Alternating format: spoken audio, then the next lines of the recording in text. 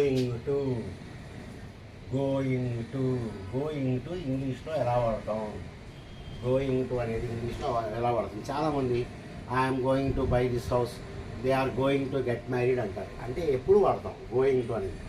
Going to వచ్చేసి మనం ఎప్పుడు వాడతామంటే ఇంటెన్షన్స్కి వాడతాము. ఇంటెన్షన్, ఇంటెన్షన్ అంటే ఉద్దేశము అంటాం తెలుగులో. ఇంటెన్షన్ అంటే ఉద్దేశము. మన ఉద్దేశాలకి ఇవన్నీ కూడా మనం వాడుతూ ఉంటాము. రైట్ రైట్ అంటే ఏంటి? You have already decided, you have already decided and planned to do something.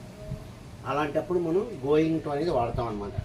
అంటే యూ హ్యావ్ ఆల్రెడీ డిసైడ్, మీరు ఆల్రెడీ డిసైడ్ చేసేసారు, ఇంకా దానిలో మార్పే ఉండదు. చూడండి, is going to, is going to buy the house, is going to buy the house. అతను ఇల్లు కొనబోతున్నాడు అంటే దానికి కావాల్సిన ఏర్పాట్లన్నీ చేసుకున్నాడు. He has made every plan and he has saved money to buy this house. అలాంటప్పుడు మనం ఈ గోయింగ్ టు అనేది మనం వాడుతూ ఉంటాం. కాబట్టి గోయింగ్ టు అనేది మనం ఇంటెన్షన్గా వాడతాం. ఇంటెన్షన్స్ అంటే already, you have already made plans, you have already made plans.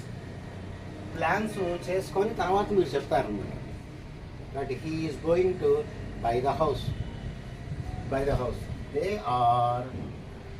Are getting married, they are getting married. వాళ్ళు పెళ్లి చేసుకోవడానికి రెడీగా ఉన్నారు, వాళ్ళు పెళ్లి చేసుకోబోతున్నారు, వాళ్ళు పెళ్లి చేసుకోబోతున్నారు అని చెప్పి అనడానికి దే ఆర్ గెటింగ్ మ్యారీడ్ అంటే వాళ్ళు ప్లాన్స్ అన్నీ కూడా రెడీ చేసేసుకున్నారు. ప్లాన్స్ అన్నీ కూడా వాళ్ళకి రెడీ అయిపోయినాయి. So when you have made plans or you have taken a decision, we use this going to form. Right, చూడండి, she is going to accept the offer, accept the offer. ఆవిడ వాళ్ళు ఇచ్చినటువంటి ఆఫర్ని ఒప్పుకోబోతుంది అంటే ఆవిడ ముందే డిసైడ్ అయిపోయింది అనమాట. డిసైడ్ అయిపోయింది. They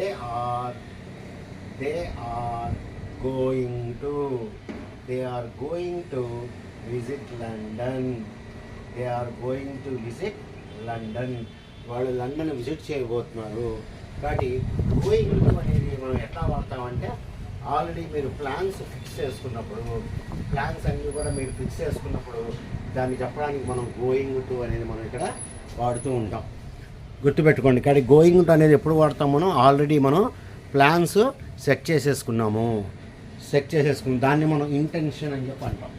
intention of, we have the intention of doing something. దాన్నే మనం ఇట్లాగా మనం చెప్తూ ఉంటాం గోయింగ్ టు అని చెప్పి. ఈ విధంగా ఒక్క విధంగానే వాడతామా గోయింగ్ టు అనేది? లేదు, ఇంకో యూజ్ కూడా ఉంది. ఇంకో యూజ్ ఉంది. ఏంటి ఆ యూజ్? సెకండ్ యూజ్ ఏంటో చూడండి. సెకండ్ యూజ్ ఏంటి? మనకి కొన్ని జరగబోతున్నట్టు తెలుస్తూ ఉంటాయి ముందే. అంటే మనకి ప్రూఫ్ కనబడుతూ ఉంటుంది అన్నమాట. ప్రూఫ్ ఉంటుంది మనకి. ఇప్పుడు చూడండి, suddenly the sky is becoming dark and slowly rain drops are falling, light drops are falling. అప్పుడు మనకేం అర్థమైపోతుంది? It is going to rain, it is going to rain. అదే వర్షం పడబోతుంది. It is going to rain, వర్షం పడబోతుంది. అదే మనం ప్రూఫ్ అని చెప్పి చెప్తాం. మనకు ప్రూఫ్ ఉంది. ఏంటి ప్రూఫ్? వాతావరణం బాగా బ్యాడ్గా అయిపోయింది, పెద్ద పెద్ద సౌండ్స్ వస్తున్నాయి, చీకటి అయిపోయింది, స్లోగా రెయిన్ డ్రాప్స్ పడుతున్నాయి. అప్పుడు ఏం చెప్తాం? It is going to rain. కాబట్టి మనకి ఇక్కడ ప్రూఫ్ ఉంది, మనకి ఇక్కడ ప్రూఫ్ ఉందన్నమాట. రైట్. కానీ ప్రూఫ్ ఉన్నప్పుడు మనం గోయింగ్ టు అనేది వాడతాం. ఫస్ట్ ఏమో మనం ఆల్రెడీ ప్లాన్స్ ఉన్నప్పుడేమో చెప్తాము it is going to rain అని, ప్రూఫ్ కోసం వాడతాం. రెండోది వచ్చేసి ఏంటి అంటే ప్రూఫ్ కింద మనం దీన్ని వాడుతుంటాం. అలాగే చూడండి, he is going to fall, he is going to fall. పడబోతున్నాడు కింద అంటే మనకి వాడు చాలా రెక్లెస్గా పరిగెడుతున్నారు పైన కింద. చిన్నపిల్లలు మనకు తెలుస్తుంది, ఆహా ఇది పడిపోతారా బాబు అనుకుంటాం. He is going to fall, he is going to fall. Right. She is going to pass the exam, she is going to pass the exam. ఆమె ఎగ్జామ్ పాస్ అవ్వబోతుంది, ఆమె ఎగ్జామ్ పాస్ అవ్వబోతుంది. మీకు ప్రూఫ్ ఉంది, ఎందుకంటే because she always reads books, you know that she is going to pass the exam. ఈ విధంగా మనం గోయింగ్ టు అనేది మనం ఇంగ్లీష్లో వాడుతూ ఉంటాం. గోయింగ్ టు అనేది వాడుతూ ఉంటాం. మరి ఇక్కడ విల్లు వాడచ్చా? విల్లు వాడుకోవచ్చా? చూద్దాం అది కూడా. విల్లు ఏమన్నా వాడచ్చా? మరి చూడండి, విల్లు ఎప్పుడు వాడతామంటే రైట్, విల్ అనేది మనం జస్ట్ ఫ్యూచర్ టెన్స్కి మాత్రమే వాడతాం. దానికి ప్లాన్స్ అవే ఉండవు. చూడండి, I will help you, I will help you tomorrow, I will help you tomorrow, నేను రేపు నీకు హెల్ప్ చేస్తాను అంతే. Tomorrow future tense. Future tense. She will come next week, she will come next week. ఆవిడ next week వస్తుంది. Future tense.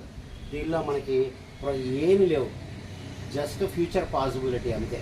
Future possibility అనేది మనం ఇక్కడ దీన్ని చెప్తాం అన్నమాట. ఓకే, అది దానికి దీనికి తేడా. ఇప్పుడు ఫర్ ఎగ్జాంపుల్ మీ ఇంటి పక్కన ఆయన మిమ్మల్ని అడిగాడు, ఏమని అడిగాడు? Right, what are you going to do tonight అని అడిగాడు. What are you going to do tonight అంటే ఆయన ఏమడిగాడంటే మిమ్మల్ని మీ ప్లాన్స్ ఏమన్నా ఉన్నాయా అని అడుగుతున్నాడు. What are you going to do tonight, ఈ రాత్రికి ఏమన్నా చేయబోతున్నారా మీరు ప్లాన్ని? మీరు ఆల్రెడీ మీకు ప్లాన్లో ఉన్నారనుకోండి, ఏం చెప్తారు? I'm going to watch A movie, I'm going to watch A movie అని చెప్పి చెప్తారు. అది కాబట్టి గోయింగ్ టు అనేది ఎప్పుడు కూడా మనం ప్లాన్స్కి వాడుతూ ఉంటాం. ప్లాన్స్ లేకపోతే పక్కన మీ ఇంటి ఆయన అడిగాడు what are you going to do tonight అని, మీకు ప్లాన్స్ ఏమి లేవనుకోండి, ఏం చెప్తారు? I will watch a film, I will watch a film, నేను ఒక సినిమా చూస్తాను. ప్లాన్స్ ఏమి లేవు, ప్లాన్స్ ఏమి ఇక్కడ మనకి లేవు అనమాట.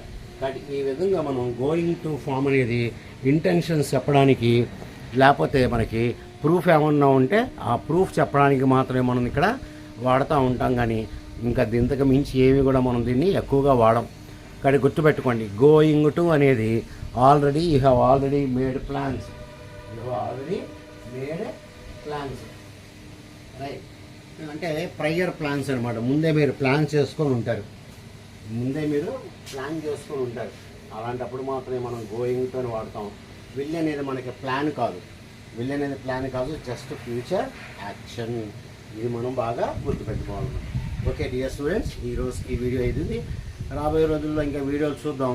Good day to you all, take care, by by.